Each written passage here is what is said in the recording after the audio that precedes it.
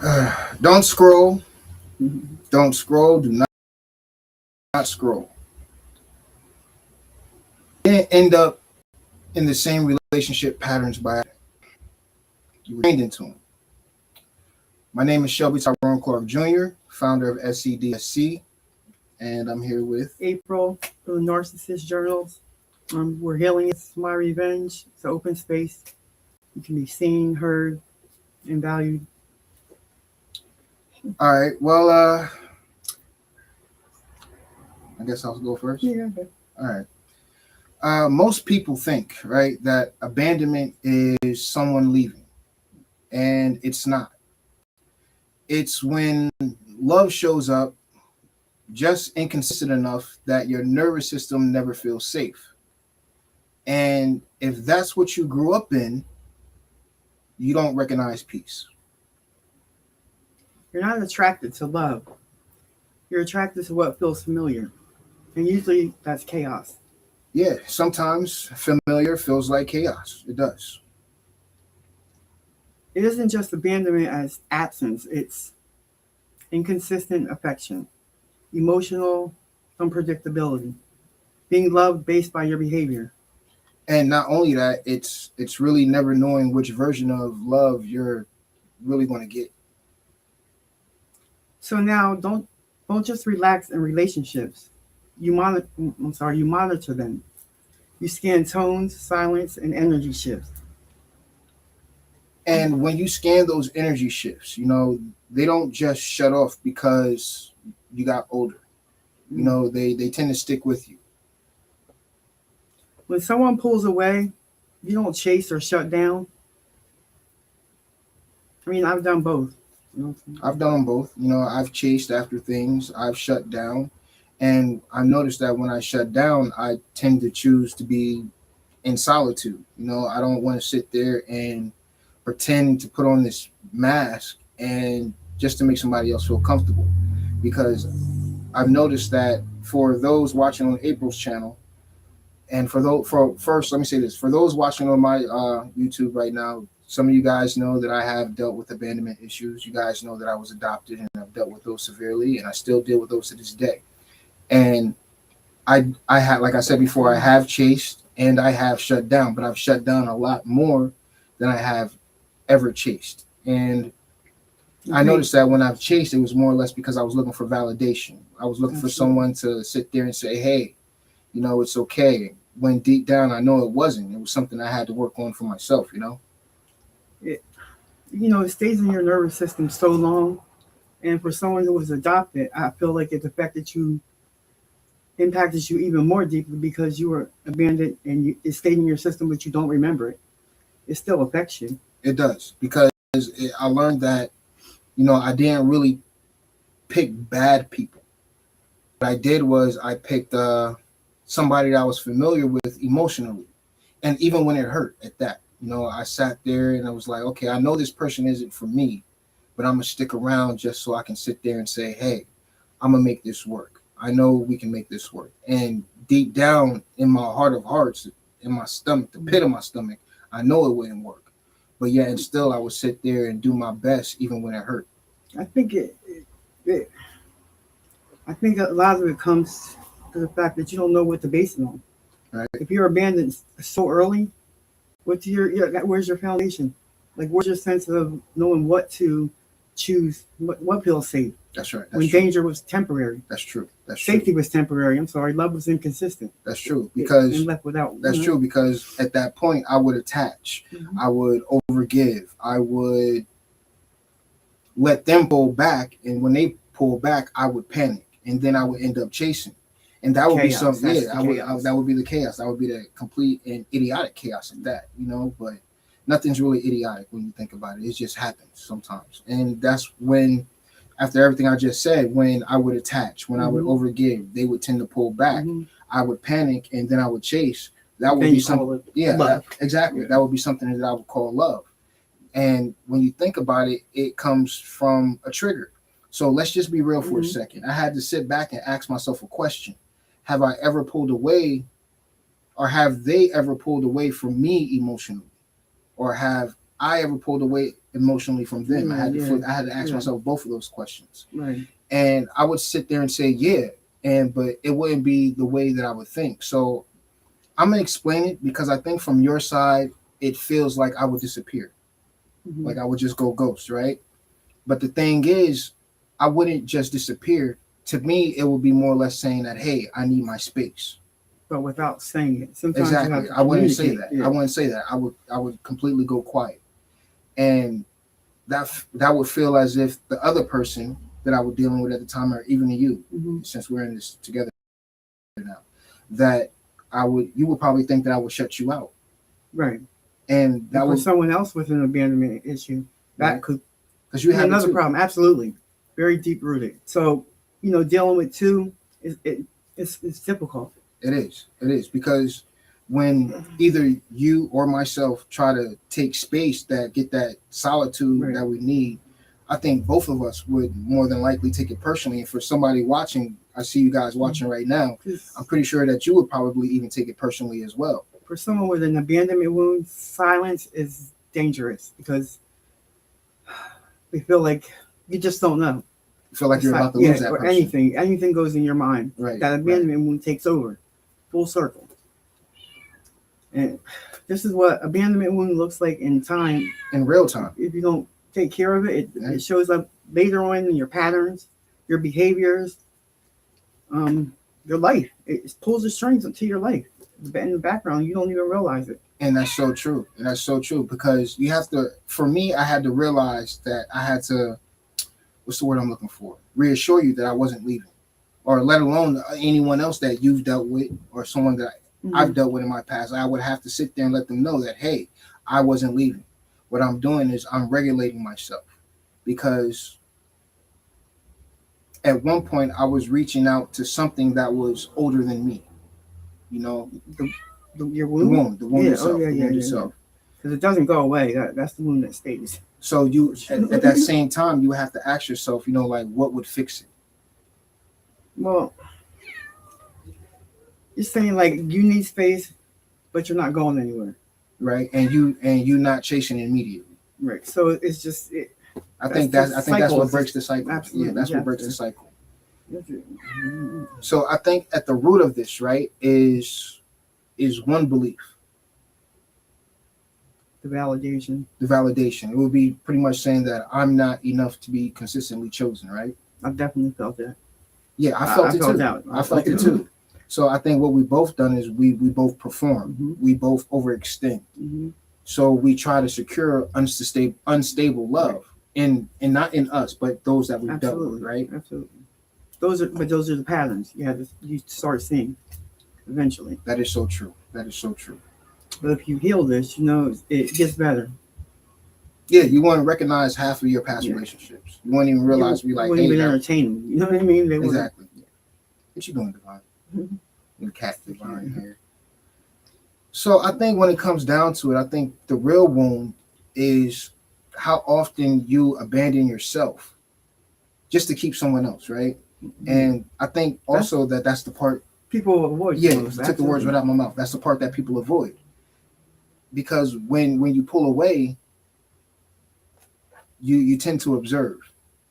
Oh yeah, you have to try to look at yourself, right? And that comes accountability and all that extra shit with healing. And did you chase immediately when they pulled away, or did you sit back and observe? I probably did both, right? Depending on, because I conformed to whatever situation I was in, right? Because my abandonment wound was so deep that I would attach to the person and kind of become a version I needed for that relationship. Right. So it kind of would depend on what I needed for that relationship. Right. You know what I mean? So depending on the situation or situationship. So I think that pause changes everything, right? Mm-hmm. It gets confusing, but. So in other words, if it confuses you, that means it doesn't get access to you, right? No. I don't think it would. I don't think it does deserve to have access to you. Well, if you're healed or if you're unhealed, it's going to be different. You're going to look at it differently. Do you know what I mean? Right. Like you don't heal an abandonment wound by making someone stay. You have to you have to actually leave and find yourself. Be in solitude, not solitude with yourself, so you can face yourself, and that's the change right there. Yeah, I think it is, and I think that takes real strength Like too. you heal by staying with yourself, basically. That's the real strength. Yeah, that's true, and I think it takes real strength. It does. It really does. So from there, I don't think the new standard would be consistency. I think it would be more. No, I don't think the new standard. Let me rephrase that. Let me reframe that. Actually, I don't think the new standard should be chemistry. It will be consistent. How well do you show up consistently in the other person's life? Mm-hmm. How well do you sit there and stay true to your word? Because that matters. If you ask me, if you sit there and say you're going to do something, let me rephrase that. If I sit there and say that I'm going to do something, you would expect me to do it, right? Mm-hmm. You would expect me to be consistent at anything I say that I'm going to do, that you would expect me to do it, and vice versa, right? So I think consistency is something that people tend to overlook nowadays in the new modern relationships, because we see it all the time. Whether it's in TV, reality shows, music videos, you see it all over social media all the time. You see the whole battle between men and women, and it took me a while to realize it, because I used to walk around saying that I don't need anybody, I'm good on my own. Right. And sometimes I still feel like that, but I don't show it. I do still feel like that at times. The wound is so deep that it kind of, I don't think it ever fully heals. You just have to keep constant aid to it. You have to constantly aid it to heal it. It never goes away. Right. It'll always creep back up. But if you're more aware and you're healed, you're more aware of the patterns when they arrive. Right. Then you can navigate through them differently, right, than you did before. Because before, all you're doing is a repetitive cycle. Yeah. Because your wounds were choosing the people. That's true. The relationships were all chose from your wounds, your unhealed shit. And that you have to be consistent with yourself. First, you got to find out what you actually need and want in a relationship. Because for me, being abandoned early, I didn't know what love felt like. I didn't know like a foundation for love. Like, this is what you base it on. I was just kind of making it up as I was going. And obviously it wasn't working because I didn't know what the fuck love was. But I didn't even love myself.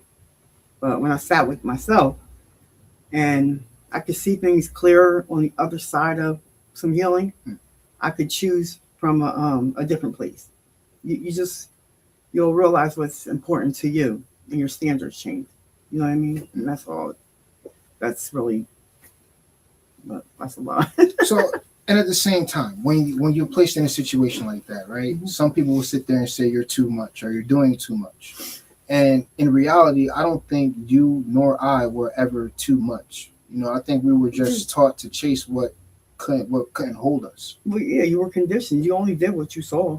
That was what you saw. True. You know what I mean? So basically, like I was saying, you had no real foundation to base it on. So you base it on what you were saw early. Right. That's exactly what I mean. Because mind you, but that's the love that shows up late and leaves out without warning. That's true. That's you true. know what I mean? That's true. And at the same time, me being adopted, I was born to a single parent household, but I was adopted in a 2-parent household. So I had both my great aunt and my great uncle, who I to this day consider my mother and my to this day, no matter what. I consider them mom and dad. And I know it's kind of harsh for me to say, but my biological parents, I don't consider them my mother and father. I just consider them people who gave birth to me, for lack of better terms, if you know what I'm saying. Right? It's painful. It is very painful. There was even at one point in my life where I had tried reaching out to my biological mother, and I literally waited a whole entire year for her to respond back. And not even a text, not a like, not a comment, no other member of the family reached out or anything else like that. So I just took it across the chin, rubbed it across my chest, stuck my chest out and handled it. Handle it though. That's just the thing. And In a way, I You know felt, what I mean? Right, I know. I felt At the as if time. I did, but deep down that was lingering because it was like, damn. I was like, why didn't you want to talk to me? Why didn't you even want to try to reach out? So at that point in my life, when I did reach out and I never got the response back, I held that pain in and I started looking at everybody else like that. So I was like, all right, well, Through your wounds. through my wounds, exactly. So I would sit there and I would try to chase the validation from someone else. Say, hey, I'm here. You can talk to me. Can you see me? Can you see me? I'm here. I'm a person. I'm human. I'm not too much. I can interact. I can speak with you. And in your situation, not to, you know, Hmm. you're very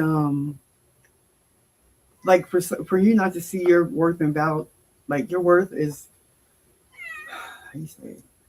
Like people should see that. You know what I mean? You're a very, very valuable person is what I'm saying. But it doesn't matter what other people, it's how you see yourself. If you go up in the world and you see yourself a certain way, and other people are going to see you that way too. And those are the people you're going to bring into your life because of how you feel about yourself. It really is the inner struggle from the womb, though, actually. Right. So you're just picking these people out of a place that's never Out of a want and not a need. right. Because you always will need, like, that wound's not healed. Right. You'll always need something. You will always need something because it hurts so bad. It cuts so deep. And especially if it was done when when you were born. You were born into it. I was born in the darkness, as Bane would say, right? Right. I was born in the dark. But it doesn't have to. It doesn't have to win. Right. Basically. And that's so true. That's so true because if you let it win, that means you just gave up on yourself. When there's still so much life to be lived out here. Absolutely. And a lot of people tend to give up on themselves because it's a lack of self-confidence. It's a lack of self-belief. It's a lack of self-love. It's a lack of a lot of times they just don't have the resources or the information they might need. That's true. They don't know who to reach out to. Or they not being guided in the wrong way. That's why we're doing these right here, these messages. Yeah, that's exactly why. And technically, this is a message that people should be able to hear because you're not alone. If you're watching this live right now, I see we have a viewer right here. Hey, just drop a comment. Matter of fact, let me pull the comments up real quick to see if anybody dropped anything.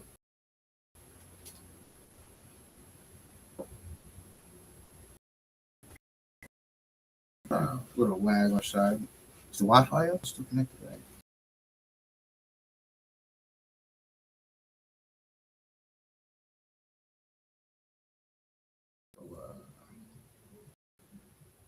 Turn the demo off. All right, so no comments. It looks like no comments just of yet. So I'm turning this right now. But as I was saying, I see that we have a viewer here, and I'm gonna let you know. And if anybody's watching this recording of this, that you guys aren't alone. You know, there's a lot of resources out here. There are people that you can talk to, such as myself or April.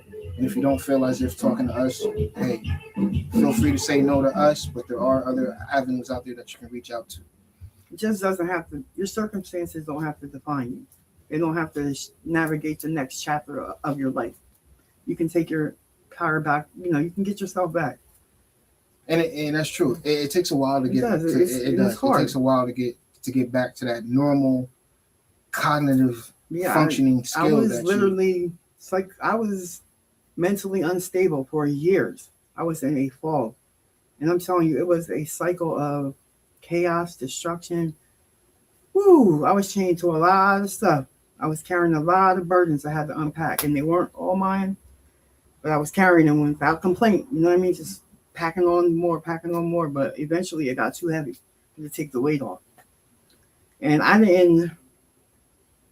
depended on people so much because I was emotionally, I want to say emotional manipulator maybe. Right.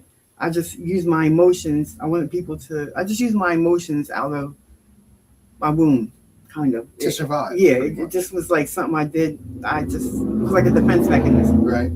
That I built up because of the wounds. But I lost my thought for a minute. I'm sorry. That happens because it sounds like what you were doing is that you were chasing. I was chasing some type of illusion. It was an illusion because I didn't know what the fuck I was really chasing. Like I couldn't pinpoint it, couldn't say this is what it looks like. It feels like this. I'm gonna, you know what I mean? Right. It's not like it has a blueprint to it. Right. You know what I'm saying? It was just something I was chasing, a illusion of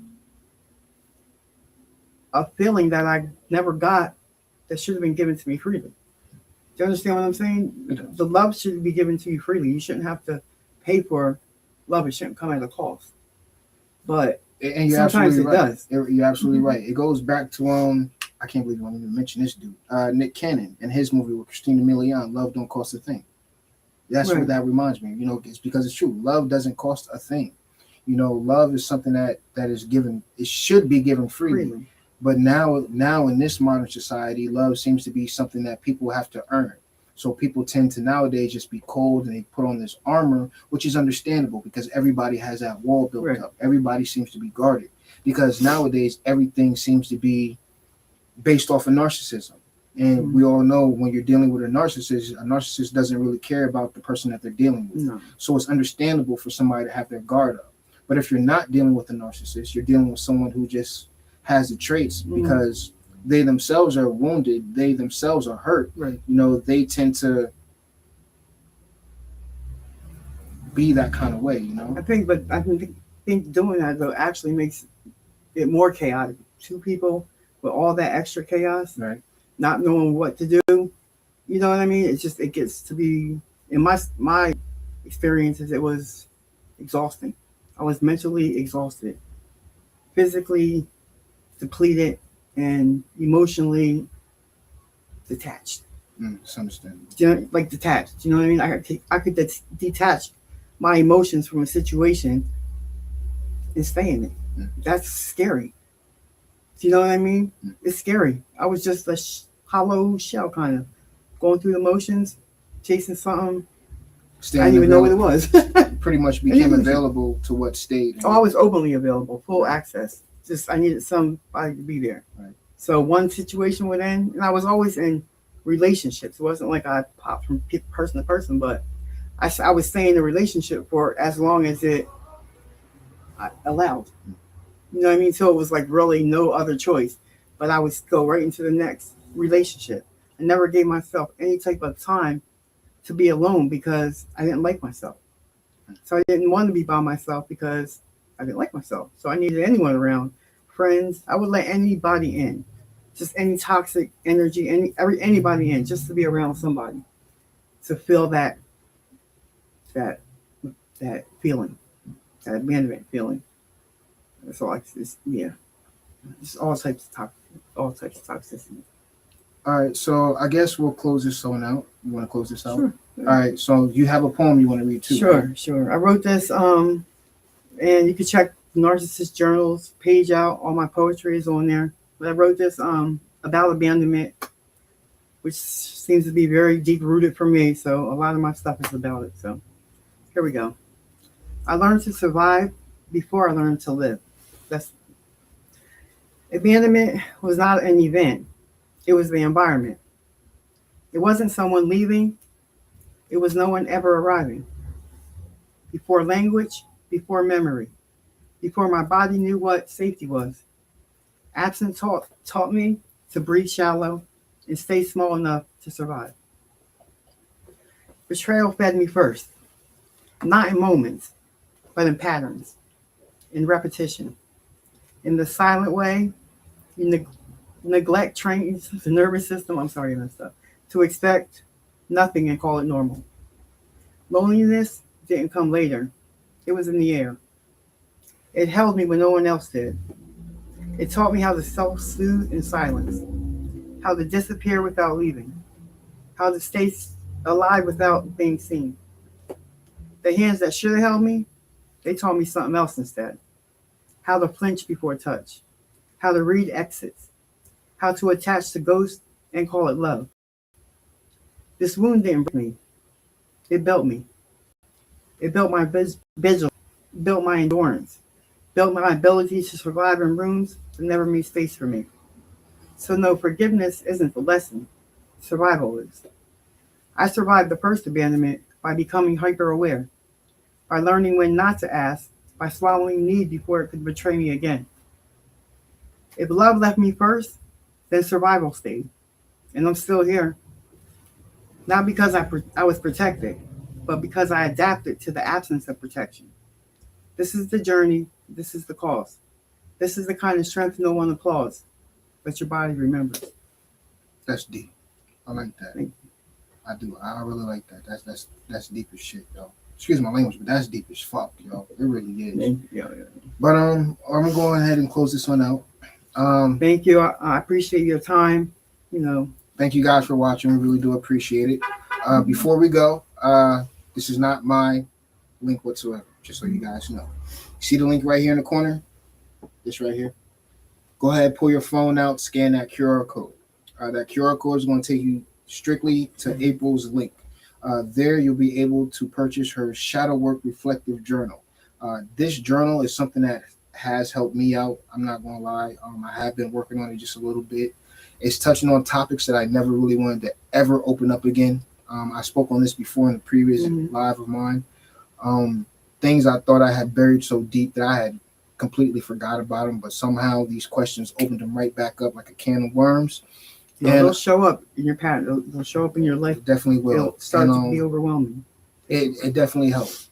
It definitely helps. Not only that, you can also schedule a tarot reading with April as well. If you can't see behind us here, and I make everything. I paint everything. So in other words, it's okay. It's okay. So in other words, she is also an artisan. If you guys are locally here in Allentown, PA, contact April or myself and come by and check out some of her artisan work. She handcrafts and hand paints her own work. Very beautiful art, actually. She actually has a lot of stuff around. I will turn the camera around, but the camera's stationary so you guys can see it. But feel free to reach out to April, schedule an appointment with her. Not only that, let me scoot this one out the way a little bit, put this one down.